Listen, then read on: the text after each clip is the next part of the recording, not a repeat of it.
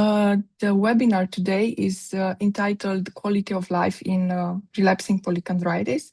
I am Camelia Buccia, one of the EPAG representatives for relapsing polychondritis. I am very honored to introduce today Professor Laurent Arnaud from the University Hospital from Strasbourg, France, French National Reference Center for Autoimmune Diseases, and one of the coordinators of the RP group at the time of the study start. So data regarding the quality of life in RP are not available up to this point.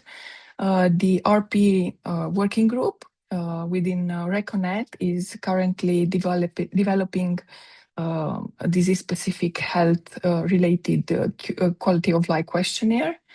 And about the development of this questionnaire, the new CROSSADAPT methodology and the exciting results of the survey is going to talk today Professor Arnaud.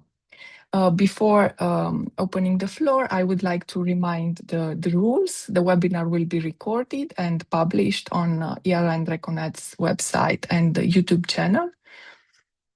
For questions during the webinar, please use the question and answers session in the Zoom and also the chat, and the questions will be addressed by the speaker after the presentation. Thank you. And I will give now the floor to Professor Arnaud. Good afternoon. Thank you very much, Camelia. I'm going to share my screen. Up. So can you confirm that you can see it perfectly well? Yes, all good.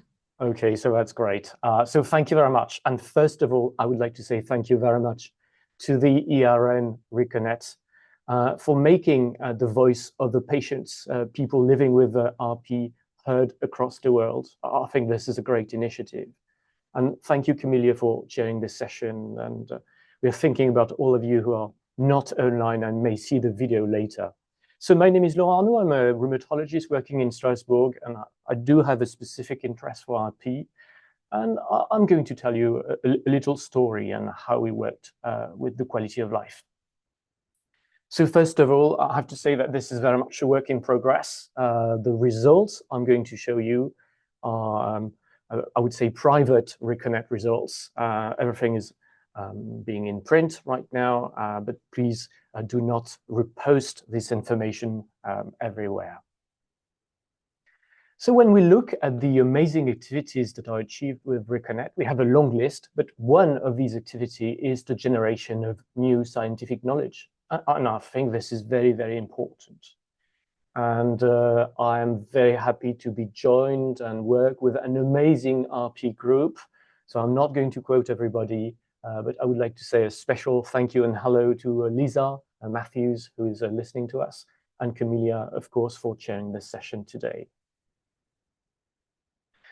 And I think we will all agree that relapsing polychondritis is a very unique systemic disease with very specific features. And I'm thinking about the chondritis, I'm thinking about the eye involvement, about the ear involvement. And we clearly understand that the works that have been done in other diseases, they may not apply fully to relapsing polychondritis. We need specific instruments, and I will tell you what I mean by that. So if we want to assess, especially in the context of a future trial, relapsing polychondritis, we need a kind of three pillars. The first one is the assessment of disease activity. The second one is the assessment of disease damage, which are irreversible lesions. And across the last years, last decades, I've been contributed to that field, developing two instruments. One is the RP-DI to measure disease activity in RP, and one is the RP-DAM to measure damage. And we were missing one of the most important aspects of assessment of a disease, which is to hear the burden of the disease upon the daily life of those living with the disease, and so is the quality of life. And this is why we are all together developing a new instrument, which is the Relapsing Polychondritis Quality of Life instrument. So I will make a very quick focus about what is quality of life, because I think everybody somehow has a feeling of what it could be, is an individual's perception of their position in life in relationship to the context, to the culture, to the value systems. And if I wanted to make a little summary, I'd say this is where you are in life compared to where you would like to be in life. And today we're talking about health-related quality of life, which are the quality of life aspects that are relevant to the field of the disease, to the field of health. And so together with the amazing group that you've seen before, we have joined our effort to develop a quality of life instrument for relapsing polychondritis. So I've used this word already a few times. What's an instrument? Well, it's like a tool, typically is a questionnaire, a series of questions with a scale that is done by the patients themselves, and it gives a score on the way the quality of life is affected by the disease. And there are two main types of quality of life instrument. One is called generic. These are very general questions. And I can quote an instrument which is the SF36 that I believe many of you know. But we clearly understand that because of the specific manifestations of relapsing polychondritis, we need something specific to the disease, specific question for relapsing polychondritis. And so our goal is to build a disease-specific instrument to measure health-related quality of life in relapsing polychondritis, and that is the RP-QoL. So, as you know, this is a research program which is approved by ReCONNET. So there are very important milestones. We have to write a protocol. It has to be approved by the ethics committee of Strasbourg and then approved by the board of ReCONNET. And this was done at the middle of 2024. So we could really start working. And we needed a lot of energy because this is a very long and complex process that we're going to briefly review today. I think it always starts the same with a research project, is to check what has been done before, to review the literature. And I have to say that when you look in PubMed at publications about the quality of life, well, I think Camilla has said it in the introduction, we found almost nothing. There is one paper which is more or less saying a few things about quality of life, mostly talking about pain or shortness of breath or voice changes, but nothing specific about quality of life. So we started a first step, which was to ask the experts. And I actually phoned or sent email to a panel of colleagues and friends who are very well-renowned world experts of relapsing polychondritis. So Alexis Mathian, Jean-Charles Piet, Amin Sharma for India, Jun Shimizu for Japan, and Marcela Ferrara for the US. And I know personally all these people, so it was very easy to connect. And of course, I did not include myself in the panel, despite the fact that I'm following quite a few patients with relapsing polychondritis to keep this assessment independent from the study investigators. And so we asked these experts, according to your knowledge of the disease, what is the impact of RP upon the daily life? And for instance, you have here the feedback from the Professor Shimizu, which is, well, you have ear deformities, you have the chondritis, you have the involvement of the ears. So there is an impact on social interaction, on daily activities, on relationship with the others, and so on. So every expert provided some very interesting feedbacks that we aggregated all together. But of course, an expert is an expert, and the best way to answer the question is to directly ask the persons living with the disease. And this is what we did all together. So usually the way to do that is to do face-to-face interviews. But relapsing polychondritis is a very rare disease, and people are a little bit everywhere in Europe. Some are in France, some are in Romania, some are in the UK. So we thought it would be really difficult especially without specific funding, as is the case with ReCONNET. So we thought, let's do an online questionnaire that would look like an interview. And we agreed upon the questions that we were going to ask by discussing between RP doctors, with our EPAGs, with the feedback from a clinical psychologist and methodologist. And so the idea is that we designed an online survey to mimic a face-to-face interview with two big parts. The first part is a very open question. What is the impact on RP on your life? And then some very specific questions. And so I'm just showing you very briefly some of the script that we used. You see in blue the question A1, what are the areas of your life that are impacted by the disease? And when the participants have answered to that question, they move forward and they cannot come back. And then we are suggesting specific domains. So just to be sure that what we are saying later in the study is not in a way reincorporated before. And we ask questions based on the feedback by the experts, the impact on the daily life, the professional life, the relationship, the image of the body, and so on. And so based on that, we thought that we needed to ask these questions in many languages. So in other words, to perform a cross-cultural adaptation of this script for the interview.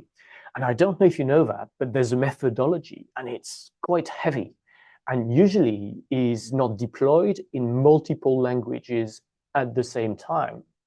So we had to face many, many challenges, and altogether we created a new ReCONNET methodology called CROSSADAPT. And I'm very happy to say that this methodology has been published officially in a very good journal this year. So I will be brief about the methodology, but the idea is to work in parallel by language group. So we have a group for German with Oliver Sander, a group for French with Philippe Mertz, many different languages. And then when the work is done, we talk all together across the group to be sure that we are all aligned. And something really important is that, as you can see on the bottom line, there is the intervention of a patient providing feedback for every language to be sure that it's understandable. And so from this survey, we perform what is called a qualitative analysis. We regroup the themes, we analyze the words that are used across all the languages to extract the domains. And so you're going to tell me, what are these domains? Well, these domains, they are the subcategories or the facets of quality of life that we measure. So for instance, daily activities, mobility, social relationship. All these are facets. And this is what we want to capture with the study.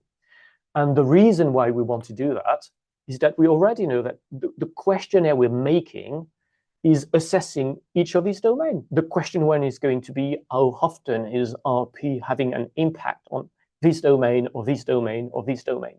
So we need to list these domains from the feedback given by the patients.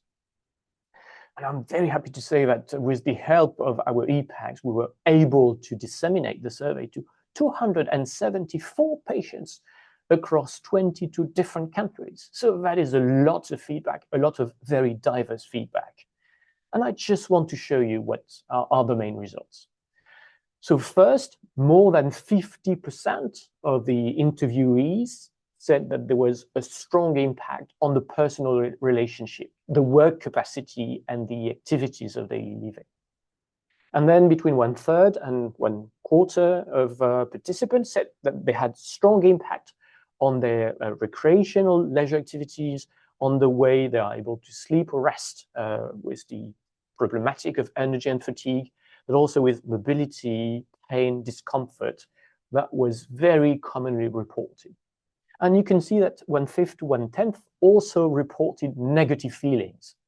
I am not feeling well because of relapsing polychondritis. I am sad because of the disease, of the impact of the medications, and with a strong impact on my physical environment. And then some of these feedback were reported by, I would say, a minority of the patients. So they are probably very relevant, but probably in very specific context. But you see that, for instance, sexual activity, which is a very important dimension in life, was barely reported by the participants. So altogether with the group, we wrote a manuscript to report these feedback, which I believe is the first time a large-scale analysis of the quality of life is done. And I have to say that we submitted to the Orphan Journal of Rare Disease in January 2025, and the paper is still under review. And we've had 2 rounds of questions. We answered the questions in just 1 week, but it takes ages, and I hope it will be an accepted paper. So I just want to highlight a few of these aspects because I'm sure you're interested. A major concern that was really debriefed by many participants is pain. Pain that can be chronic or acute in multiple body parts, such as the ears or the nose or the joints and so on. And because of the pain, many participants reported problems for sleeping, to fall asleep or to stay asleep due to the pain. And that was so clear in the debrief. And because of the pain, because of the fatigue, we recorded very strong impact on personal relationships. So that's the dynamic of the family, or the relationship with the friends, or the interaction, such as the social life with others, colleagues. All that was very carefully debriefed by the participants. And as you may guess, this has consequences. We really recorded a lot of feedback about the impact of relapsing polychondritis upon work, the inability to do the work, the daily professional work in normal conditions, and sometimes the fact that career progression was hindered by the disease. And of course, taking care of the home or house can be difficult because of the pain, especially for cleaning or cooking the meals. We had a lot of feedback about that. So I'm not going to debrief every aspect that was shared by the participants. What I would like to say is that the feedback we got is very important for us to build the questionnaire for the quality of life, the RP-QoL. But of course, we cannot include everything in the final instrument. We need to select the facets that are relevant to a majority. Some people may have reported some very interesting aspects, but very specific to their situation. And what we want is to make a questionnaire for the majority that is able to capture that matters to the majority. And for that, we made a kind of triage based on the debrief of the interviews with the patients, our group within ReCONNET, and also with the experts. And from that, we built a pilot RP-QoL instrument. So we should see this as a first version in a way. And for that, I discussed a lot with my colleague and friend Hervé de Villiers from Dijon, and every domain that was validated by the group, we turned it into a question. And so I'm giving you an example that's just the start of the questionnaire. Question 1, how has relapsing polychondritis made it harder for you to spend quality time with your family? And you can answer not at all, a little, moderately, a lot, extremely. And we have 31 different questions to assess many of the domains that we deemed were very relevant. And that is across the past 28 days. And so I don't know if you know that, but when you create a questionnaire like that, well, you need some detailed feedback on the way it appears, the way everything is written and labeled. That's called a cognitive debrief. And so we sent the questionnaire to a very diverse panel. You see, people are from Germany, from France, from Romania, from the UK, from the USA, asking very specific questions. Try the survey, try the RP-QoL, and tell us how long it is to fill in the questions. Because if it's 25 minutes, nobody's going to do it. And you can see that it's quite brief. It's usually just a few minutes. And then we ask the question, is this clear? Are the instructions clear? The questions clear? And you can see that almost everybody said a clear yes. And we had some great feedback. to change some pagination issues, or to be more specific, or regroup some questions. And we evolved the questionnaire into a second version, which is the final RP-QoL, and that is in English. This is the English version of the RP-QoL. But as you know, we want to make the questionnaire, the RP-QoL, the instrument, available for the majority, and so we performed another cross-cultural adaptation. And so we applied the same ReCONNET CROSSADAPT methodology again. So it takes every time several months, because we work, all of us, in parallel, and we have to discuss. And I'm very happy to report that we have finalized the RP-QoL in English, German, French, Italian, Romanian, Spanish, Catalan, but also we have the version which is a translation in Hindi and Japanese, because India and Japan are two countries with very significant populations living with relapsing polychondritis. And now this is finished, we are entering the validation phase, which is to ask another community of participants to fill in the RP-QoL and at the same time capture additional information, such as a generic quality of life instrument, the SF36, and we want to show that the RP-QoL performs better than the SF36, but also a 0 to 10 scale for the burden of disease on your life, the list of your medication. If you have a lot of medications, we should detect side effects of medications and maybe a less good quality of life related to medications, or is the same with the organ involvement. So we have derived this online multilingual platform to perform the validation stage. And this is really what we are starting right now, like tomorrow. And when this will be completed, I think early 2026, we will have not just available, but fully validated instrument for measuring disease-specific quality of life, which is the RP-QoL. So I just would like to say thank you very much, first to the participants, to each of you who have taken the time, took part to the survey, because your participation was very important to understand the areas of quality of life affected by relapsing polychondritis, but also because based on your feedback, we were able to work all together within the frame of ReCONNET, the RP disease group, to create a new instrument which we believe will be useful for the care of everybody with relapsing polychondritis. And it's great to see so much energy. It's a rare disease, but we know how burdensome that disease is. And so I just want to thank you for your participation. I also want to say thank you to the amazing RP disease group, to our EPACs, to Oliver Sander, to Philip Mertz, and to all the others for the very strong involvement and relevant feedback at every stage. It's a very long and complicated process, and we manage. I'm very proud of the group. So thank you very much, and I'm fully open to answer your questions if you have any. Thank you.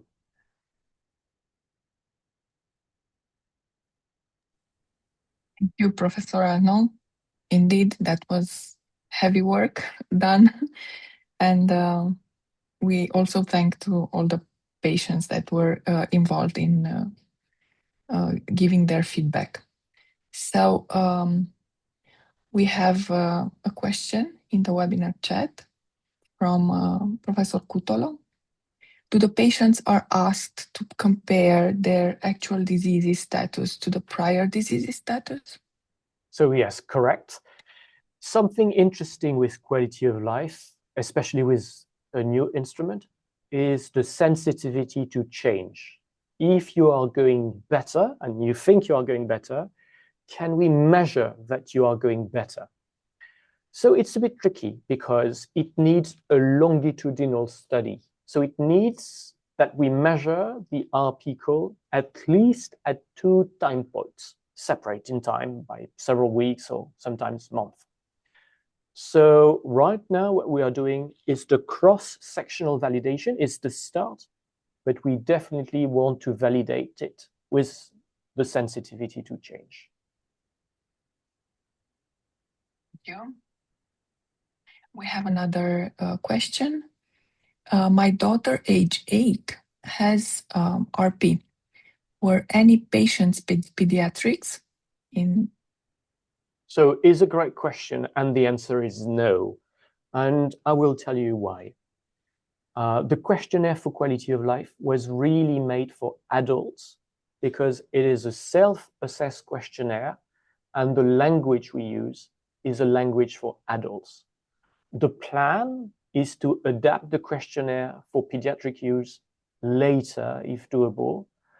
But there's something really important, is that, of course, this is a research study and we needed a formal consent from all participants.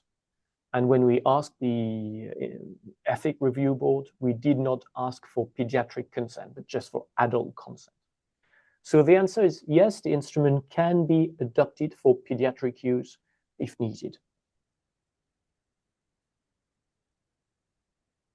Good. Thank you. I don't see any more questions by now. So maybe I can just summarize the fact that well, we worked together, we made a large survey to assess the burden of RP upon life, and we found profound impact of the disease. And thanks to the participation of many, many people, patients across the world, people living with relapsing polychondritis, we are now able to finalize an instrument in several languages and moving forward with the final validation process. So I'm quite happy with the milestone because it took us a lot of time and energy. Yes, indeed. We now have one other question. What can I do when I can't find a doctor who really knows about RP?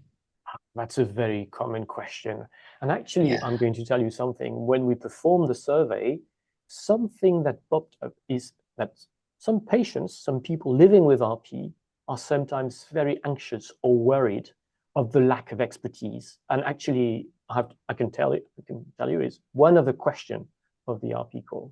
I am anxious because I think people around me may not know much about the disease. Well, I'd say in a very straightforward manner, this is why the ERN, and especially the ERN ReCONNET, has been created. I see patients from all across Europe coming for the consultation.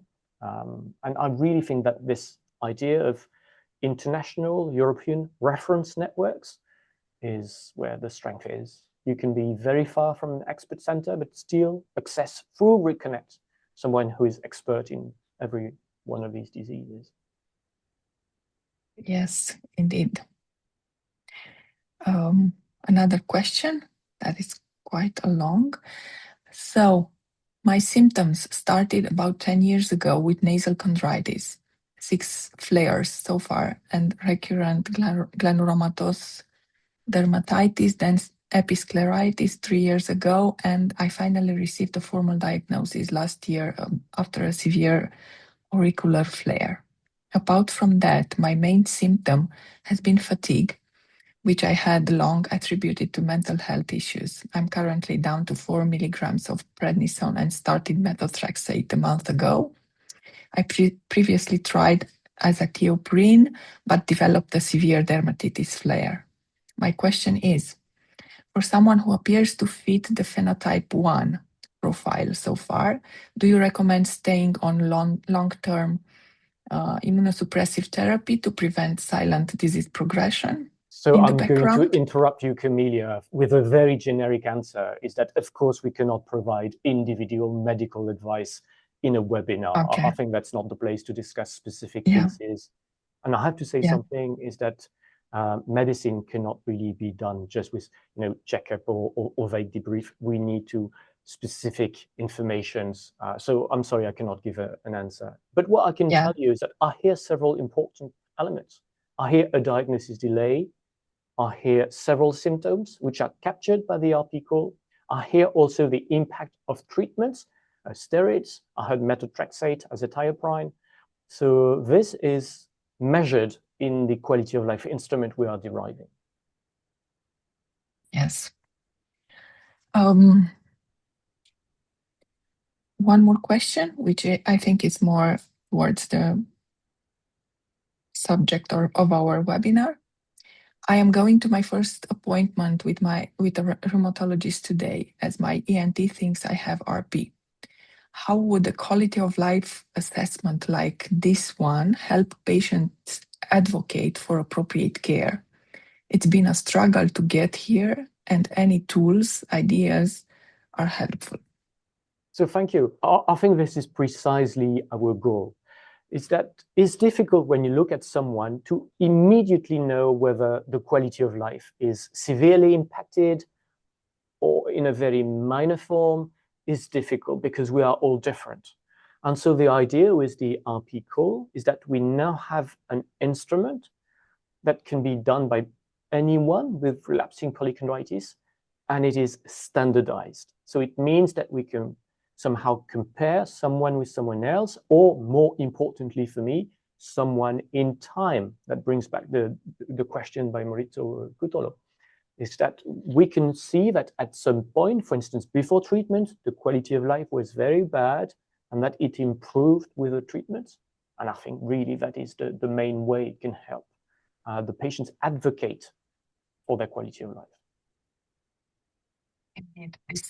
It's a good measure that you can present to the doctor, and yeah, sure, maybe, I think so. yeah, I think maybe so. some things could be subjective, but when you see all of the questions and the answers. So I think Professor Cutolo says is going to answer one question live. Did I understand correctly? Until then, maybe one other question. Sure. Do quality of life degree responses vary greatly in different regions of the world? So that Thank you for all you do. Oh, thank you. But it's a great question, actually. So one of the reasons we want an instrument is also to assess differences between, I would say, people, between the community, inside the community. And I don't know. I guess there are some differences, but it has never been studied before. And I think, as always, access to care, which may not be the same everywhere, may lead to differences, also maybe in quality of life, in severity of the disease. So that's our idea, to perform a more global survey when the RP-QoL is validated. Indeed. We have two other questions that are related to treatment that maybe should be addressed directly to, I don't know, within a consultation. But sure. Yeah, one of them says like, should I be overall concerned that I had a flare of RP in July, another one in September, and another one 3 weeks ago? So I'll be very brief. Talk to your doctor, to your rheumatologist. I think every situation is different. If I hear several flares in a row, maybe some adjustments should be made to the treatment. But, you know, it's always the same. I mean, it is important to do good quality care and not just a brief online debrief to discuss a situation. So I think seeing your doctor or a video conference with the doctor is the best. Someone who knows you. Yeah. Another question regarding the questionnaire is, one of the factors you are looking at in terms of quality of care is access to a specialist. This worry makes life worse. In UK, I'm finding things difficult. So that's great. It's a great question. We are asking, are you worried because you may not have received the optimal care that you think you need? That's part of the questionnaire within a general category upon, I would say, anxiety, stress around medications and care. But the quality of care, measuring the quality of care, is usually done outside within specialized centers where we assess what is being done. So it's a different study, a different project, I'd say. Indeed. Thank you. Well, my pleasure, actually. Yeah, and we are happy to see so much interest in this instrument. It is indeed an important instrument that is needed in research as well, along with the two. So, okay, so the previous attendee is mentioning that they meant to type quality of life instead of quality of care. So is one of the factors you are looking at in terms of quality of life is access to a specialist, but you already answered that. Another question, I just want to say thank you for your work and the hope you are giving. Thank you very much. Thank you. I will say thank you back to the community and also to the amazing ReCONNET team, especially for relapsing polychondritis, because it's not my work, it's a very collective work, and everybody will testify.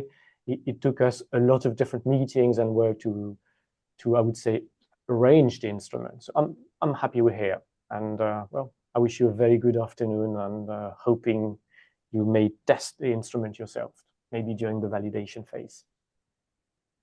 Indeed. So yes, thank you everyone. Thank you, Professor Arnaud, and thank you to everyone attending this webinar and all the patients that helped us in developing this instrument. And we hope to be there soon with the final instrument. Thank you, everyone.